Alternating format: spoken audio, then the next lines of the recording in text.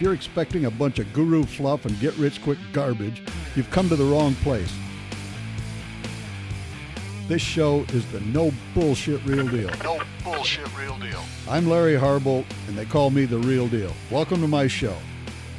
This show is aimed at providing you with quality information so you can make more profit in the fastest way possible without making costly mistakes from the deals you do.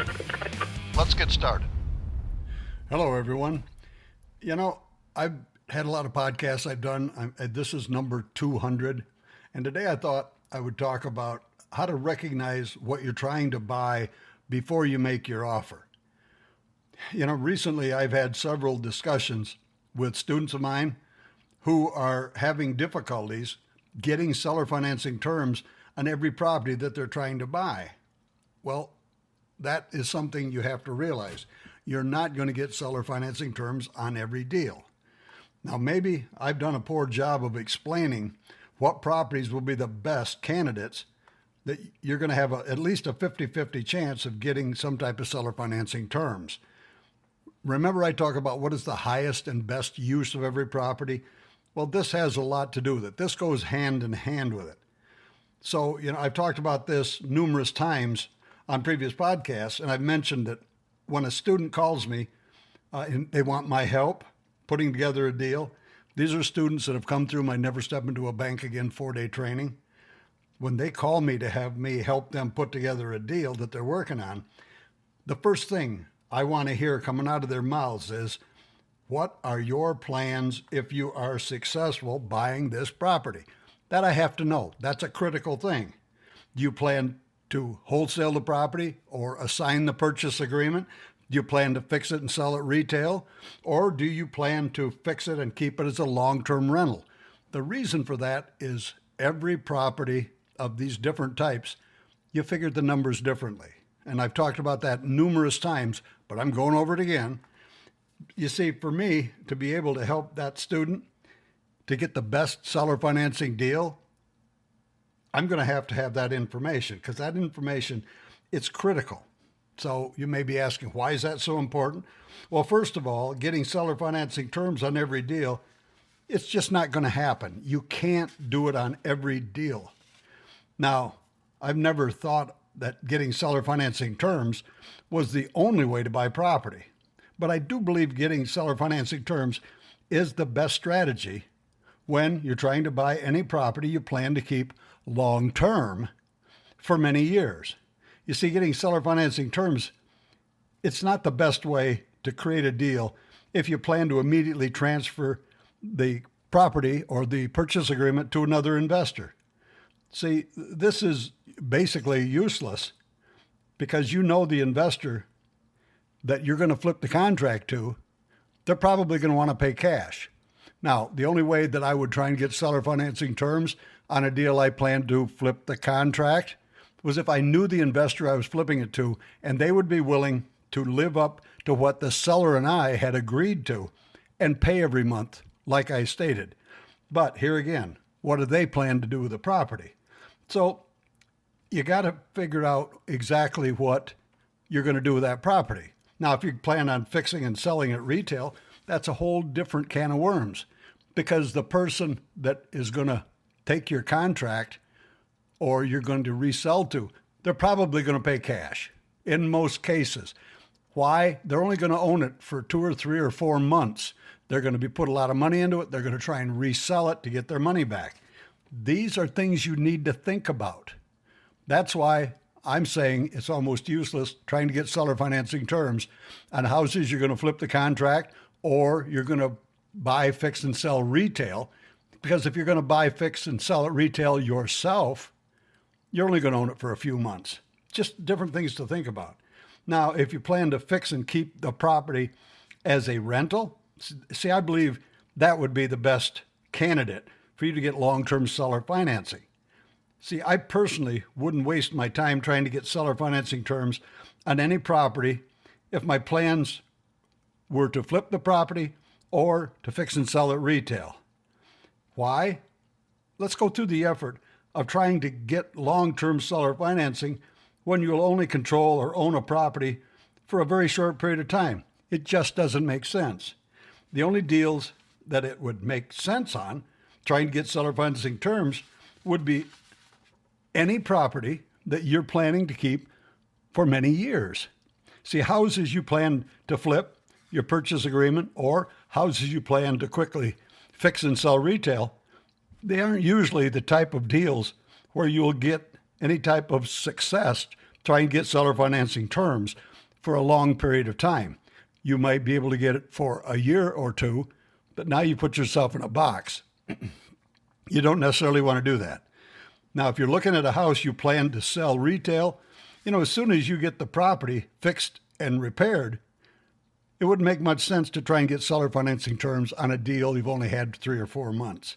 And besides, you got to remember, if you're trying to buy a house where the seller lived in the house, in most cases, they won't have to pay any capital gains taxes as long as their profits don't exceed $250,000 for a single person or $500,000 for a couple.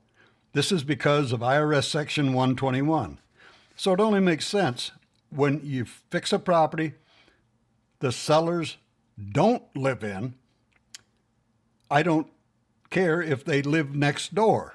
They just can't live in the property. So, if you're going to offer them all cash for their property, they would, in most cases, have to pay the IRS at least 15% of their profits for the capital gains, and also have to pay the taxes on the depreciation that they've written off over up to 27 and a half years. See, both the capital gains taxes and the recapture of the depreciation, that's got to be paid in the year of the sale, with one caveat, unless they reinvest the money in other property.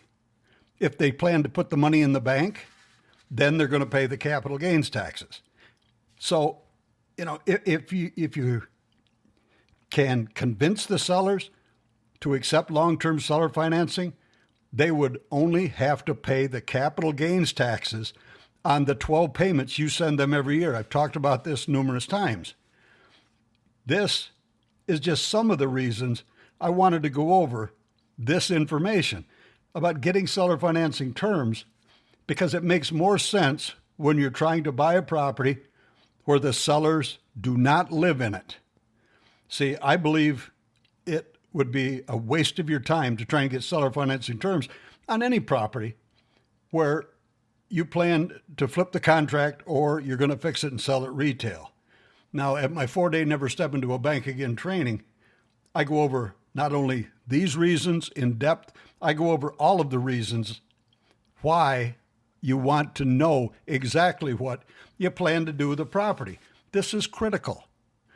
You see, if you don't know what you're buying, it would be a waste of time to try and get terms on something that don't make sense. So I want to make this clear, because I don't know if some of you haven't understood me or I haven't made it very clear. Getting seller financing terms works best if you plan to keep the property as a rental long term rather than go to a bank, because many times banks don't want to deal with you. It's better to pay the seller, in my opinion. See, that's where you're going to make a lot of difference. And I've talked about this before. You don't have to pay interest. If the seller wants interest, it's a negotiation, because when you buy on seller financing terms, what you pay isn't based on what a bank tells you you're going to get. See, when you get bank financing, the bank is going to tell you how much you can pay for the property based on a conservative appraisal. They're going to tell you how much the payment's going to be. They tell you what the interest rate is going to be, and they tell you what the payback period is going to be. None of that applies when you're dealing directly with a seller, because when you're dealing directly with a seller, all of that stuff is adjustable. It's between you and the seller what you agree to do.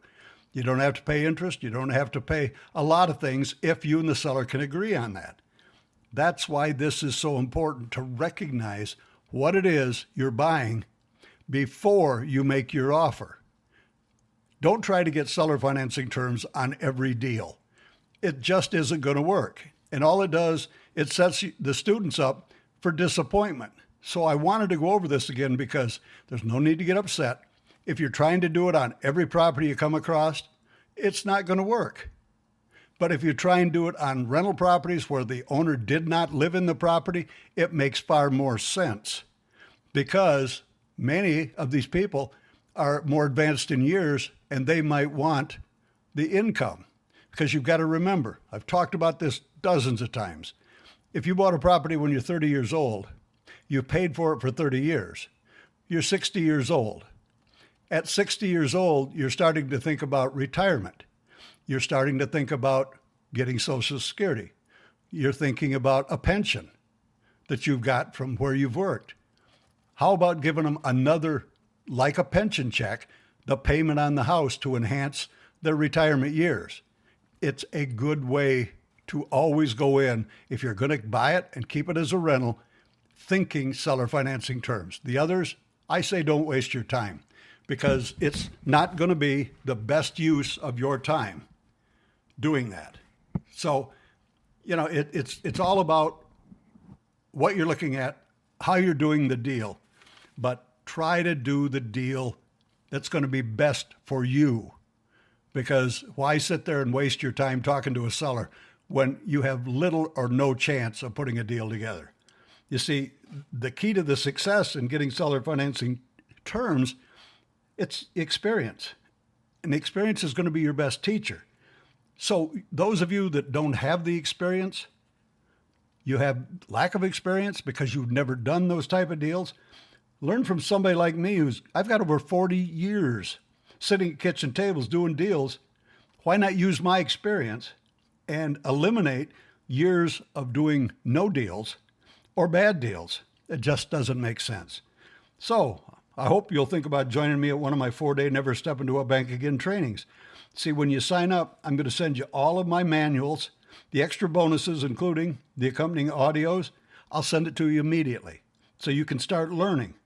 Then you're entitled to attend any of my upcoming 4-day trainings whenever you want. You don't have to come to the next one.